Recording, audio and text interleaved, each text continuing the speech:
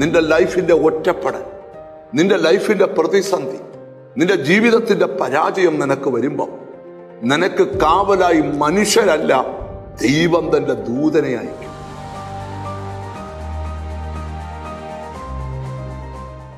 നാം ഓരോരുത്തരും ദൈവത്തിന്റെ കാവലിലും സൂക്ഷിപ്പിലും ആണ്. പല എതിർശക്തികളും ദുഷ്ടശക്തികളും നമ്മുടെ ജീവിതത്തിലേക്ക് പാഞ്ഞു കയറാൻ ശ്രമിച്ചപ്പോൾ അവർക്കാർക്കും ഒരു ലിമിറ്റിനപ്പുറത്തോട്ട് നിന്റെ ലൈഫിലേക്ക് എൻട്രി കൊടുക്കാത്തത് ദൈവത്തിന്റെ വലിയ കാവലാണ്. 34 സങ്കീർത്തനം 7 വാക്യം, യഹോവയുടെ ദൂതൻ അവന്റെ ഭക്തന്മാരുടെ ചുറ്റും പാളയമിറങ്ങി അവരെ വിടുവിക്കും. നിനക്ക് കാവൽ ആരുണ്ട്? നീ ആരാൽ സൂക്ഷിക്കപ്പെടും? നിനക്ക് ഉന്നതങ്ങളുമായി ബന്ധമുണ്ടോ എന്നൊക്കെ 100 ചോദ്യങ്ങൾ ജീവിതത്തിന്റെ ഒറ്റപ്പെടലിന്റെ മുമ്പിലുണ്ടാകും.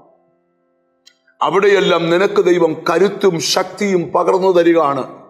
നിനക്ക് കാവലായി ദൈവം തന്റെ ദൂതന്മാരോട് കൽപ്പിച്ചിട്ടുണ്ട്. നിന്റെ കാൽ കല്ലിൽ തട്ടി പോകാതിരിക്കേണ്ടതിന് അവർ നിന്നെ കൈകളിൽ വഹിക്കും. ഇവിടെ വചനം വെളിപ്പെടുത്തുകയാണ്, യഹോവയുടെ ദൂതൻ അവന്റെ ഭക്തന്മാരുടെ ചുറ്റും പാളയമിറങ്ങി വിടുവിക്കും. ഒറ്റപ്പെടലും പ്രതിസന്ധിയൊക്കെ വരുമ്പോഴാ ദൈവം കാവലായി ഇറങ്ങുന്നത് വേദപുസ്തക ചരിത്രത്തിൽ നമുക്ക് പഠിക്കാൻ കഴിയും. സ്വന്തം വീടിന്റെ വാതിൽ അടയപ്പെട്ടപ്പോൾ, മുമ്പോട്ട് പോകേണ്ട യാത്രയിൽ വഴി ഇരുട്ടായപ്പോൾ, യാക്കോബ് എന്ന് പറയുന്ന ഒരു മനുഷ്യൻ ഒറ്റയ്ക്കൊരു വനത്തിനകത്ത് കല്ലെടുത്ത് തലയണയായി വെച്ച് കിടന്നുറങ്ങുകയാണ്. അവൻ ഉറങ്ങിക്കൊണ്ടിരിക്കുമ്പോൾ സ്വന്തം സഹോദരൻ വൈരാഗ്യത്തോട് ഒരു വശത്ത്, സ്വന്തം വീടിന്റെ വാതിൽ എന്നേക്കുമായി അടഞ്ഞു, മുൻപോട്ട് പോകേണ്ട വഴിയും അടഞ്ഞു, മുഴുവൻ അടഞ്ഞു എന്ന് പറഞ്ഞ് ഉറങ്ങുമ്പോൾ അന്ന് രാത്രി അവൻ സ്വപ്നത്തിലൊരു കാഴ്ച കണ്ടു. തുറന്നിട്ടിരിക്കുന്ന ഒരു സ്വർഗം, അതിൽ നിന്നൊരു ഗോവേടി താൻ കിടക്കുന്ന സ്ഥലത്തേക്ക് വന്നിരിക്കുന്നു. അതിൽ കൂടെ ദൈവദൂതന്മാർ കയറുകയും ഇറങ്ങുകയും ചെയ്യുകയാണ്. ഇവിടെ എന്താണ് നാം മനസ്സിലാക്കേണ്ടത്?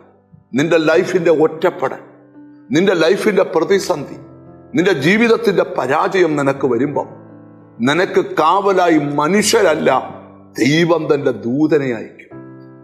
നമുക്കൊന്നിച്ചു പറയാം, യഹോവയുടെ ദൂതന്മാർ തന്റെ ഭക്തന്മാരുടെ ചുറ്റും പാളയമിറങ്ങി വിടുവിക്കും. ഇന്ന് ഈ വചനം കേട്ടുകൊണ്ടിരിക്കുമ്പോൾ ദൂതസഞ്ചയത്തിന്റെ കാവലിനകത്ത് ഓരോ ദിവസവും നമുക്ക് ജീവിക്കാം. നിന്റെ ശത്രു എത്ര പ്രബലനാണെങ്കിലും നിന്നോട് അടുക്കുകയില്ല. ദൈവദൂതന്മാരുടെ കാവൽ നമുക്കുണ്ട്. കണ്ണുകളെ അടയ്ക്കാം. ഞങ്ങളുടെ കർത്താവേ, സ്വർഗസ്ഥ പിതാവേ, ദൂതനെ അയച്ച് വിടുവിക്കാമെന്ന് വചനത്തിൽ വായിക്കുന്ന പോലെ ആമീൻ, എന്നോട് ചേർന്ന് പ്രാർത്ഥിക്കുന്ന മക്കളെ തൃക്കരങ്ങളിൽ ഏൽപ്പിക്കുക. അവരെ നിന്റെ നാമം ചൊല്ലി പിതാവിന്റെയും പുത്രന്റെയും പരിശുദ്ധാത്മാവിന്റെ നാമത്തിൽ അനുഗ്രഹിച്ച് പ്രാർത്ഥിക്കുന്നു. അവർ അനുഗ്രഹിക്കപ്പെടട്ടെ, യേശു ക്രിസ്തുവിൻ നാമത്തിൽ തന്നെ. ആമേൻ. യഹോവയുടെ ദൂതൻ നിനക്ക് ചുറ്റും പാളയമിറങ്ങി വിടുവിക്കും. God bless you.